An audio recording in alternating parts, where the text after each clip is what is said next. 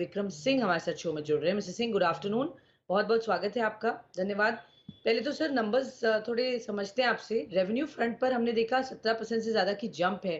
तो पहले तो बताइए क्या फैक्टर्स थे, जिसकी वजह से हमने अच्छा टॉप लाइन ग्रोथ देखी? नमस्कार स्वाति जी। रेवेन्यू ग्रोथ अच्छी रही है, 18%, क्वार्टर ऑन क्वार्टर भी अच्छी रही है। ये सारा कुछ जो हमने नया बिजनेस जीता है और पाइपलाइन से आया है बिजनेस, उससे ग्रोथ है, क्योंकि हमारी इंडस्ट्री इस क्वार्टर भी डिक्लाइन की है।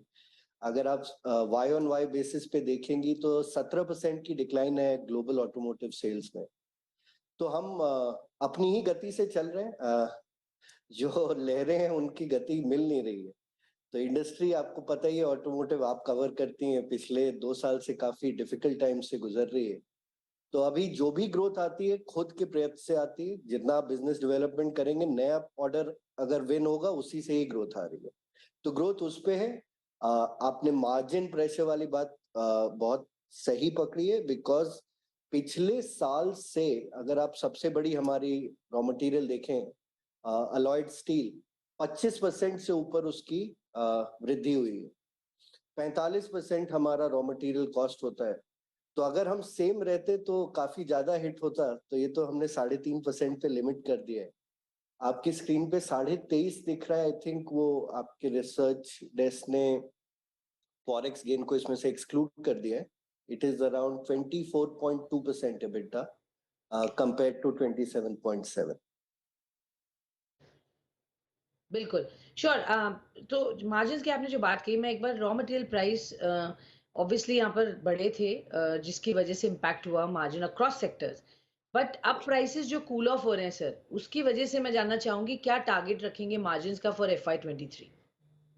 स्वाति जी, हम लोग गाइडेंस नहीं देते हैं, बट इम्प्रूव होगा, बिल्कुल इम्प्रूव होगा। ये जून से ही होना, रिवर्सल चालू हो गया है। ऑटोमोटिव में आपको पता है निगोशिएटेड सेटलमेंट होता है, तो जब तक सेटलमेंट स्टील मिल से नहीं हो जाता तब तक कहना मुश्किल है कि कितने परसेंट होगा, बट होगा ये निश्चित है।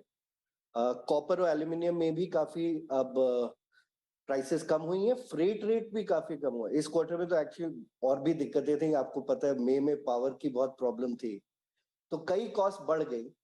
तो अब उम्मीद करते हैं कि इन्फ्लेशनरी प्रेशर्स रिवर्स होंगे और अगले 2-3 क्वार्टर में इसका फायदा काफी देखने को मिलेगा।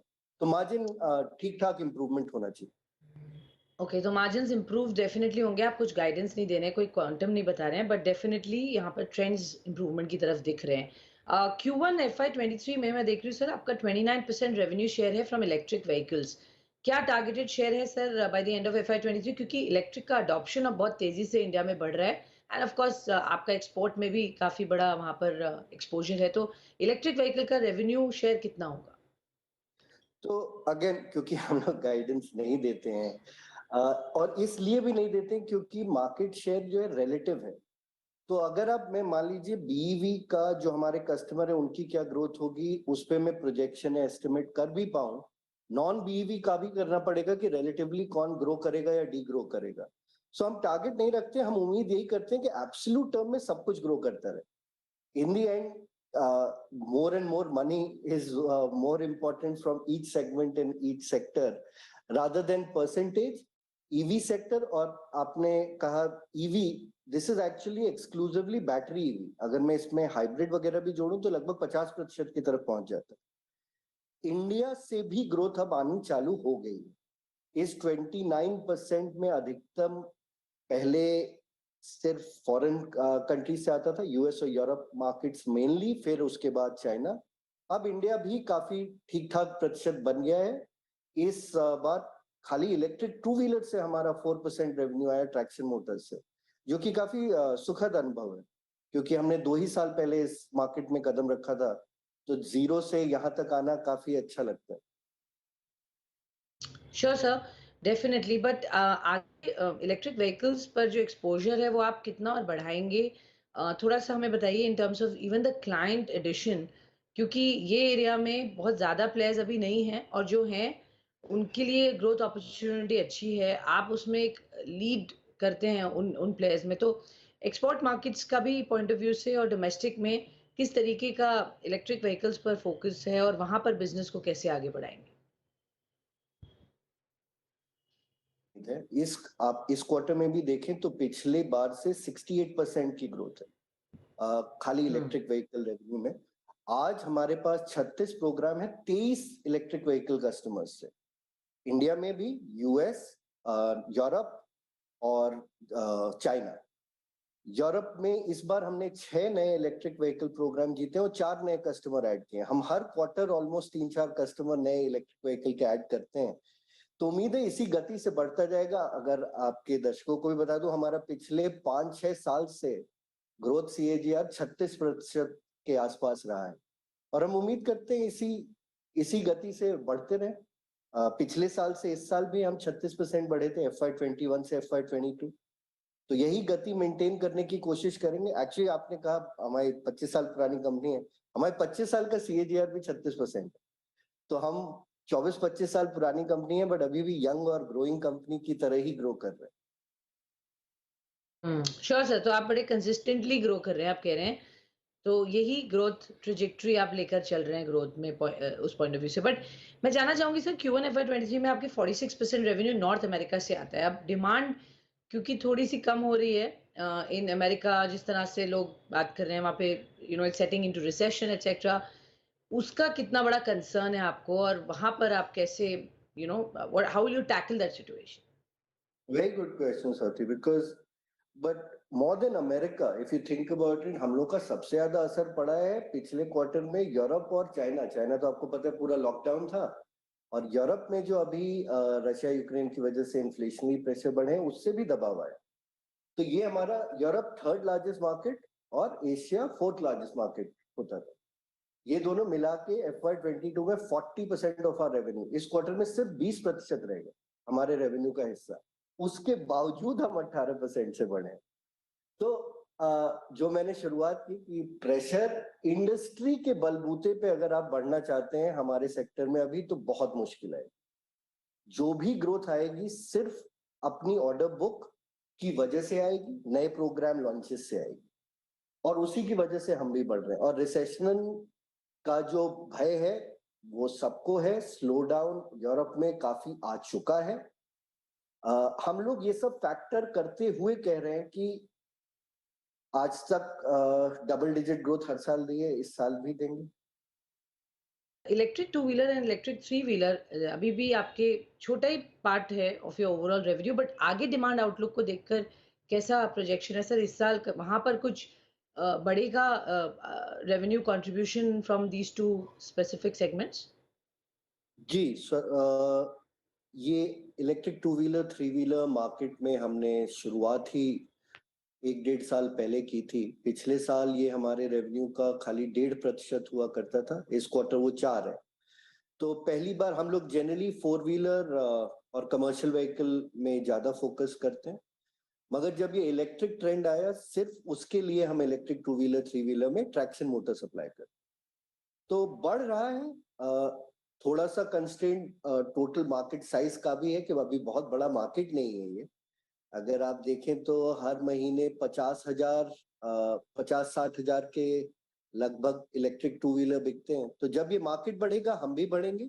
हमारा काफी बड़ा मार्केट शेयर है, अगर आप नोटिस करें तो मतलब 15 से 20% के बीच हमारा मार्केट शेयर होगा electric two wheeler traction motor market का। तो जैसे जैसे मार्केट बढ़ेगा हमारा भी इसमें रेवेन्यू इससे बढ़ेगा। आपका क्लियरली बहुत डाइवर्सिफाइड प्रोडक्ट बेस है इन terms of differential assembly, starter Motors, differential gears. Clearly अच्छी एक रिस्क डाइवर्सिफिकेशन स्ट्रेटजी है, लेकिन स्पेसिफिक प्रोडक्ट्स आगे आपके लिए क्या इंपॉर्टेंट होंगे जो लीड करेंगे आपकी ग्रोथ?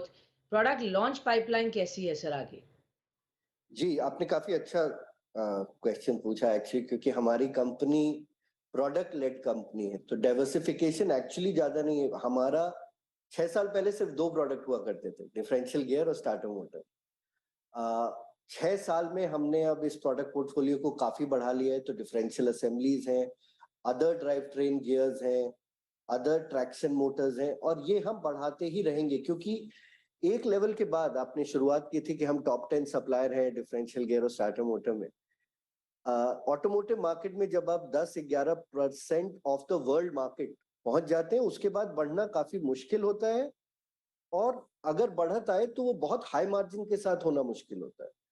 तो कॉन्स्टेंटली जिस रेट से हम ग्रो कर रहे हैं उस रेट से ग्रो करने के लिए आपको नए प्रोडक्ट ऐड करते ही रहने पड़ते। स्टार्टर मोटर क्योंकि आईसी इंजन का पार्ट है, ये अगले 10-12 साल में बहुत कम हो जाएगा, इसलिए ट्रैक्शन मोटर जो कि इलेक्ट्रिक व्हीकल में जाती है वही ज्यादा बढ़ेगी। So differential assembly, differential gear, traction motor और अदर इलेक्ट्रिक मोटर्स, ये 4 हमारे ग्रोथ के इंजन रहेंगे अगले 5 से 10 साल। Enough. Also sir, capacity expansion plans कैसे हैं फॉर FY23? किस तरीके का कैपेक्स लाइंड अप है? कुछ एक्विजिशंस हैं जो आपकी नजर में है, यू थिंक अभी अच्छी अपॉर्चुनिटी होगी इंडिया में या बाहर?